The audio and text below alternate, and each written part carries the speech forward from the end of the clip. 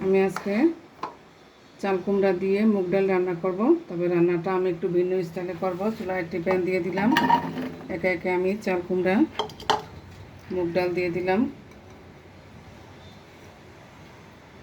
আমি এখন মশলা দিয়ে দিব। এখানে আমি একটু লাল মরিচের গুঁড়া, হাফ চামচ হলুদের গুঁড়া, 1 চামচ ধনিয়ার গুঁড়া নিয়েছি, পরিমাণ মতো দিয়ে দিলাম। দিয়ে দিলাম একটু আদা রসুন বাটা, হাফ চামচ করে।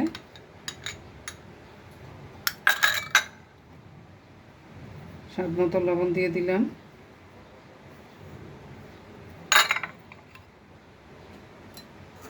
পেঁয়াজ কুচি দিয়ে দিলাম। এখন সরিষার তেল দিব।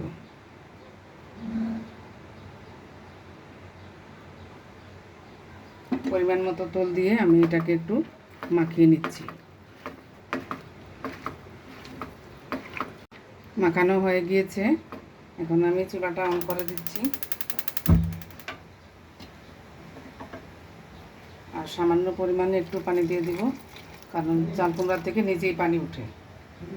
আমি এখন 10 মিনিটের জন্য এটাকে ঢেকে দিচ্ছি।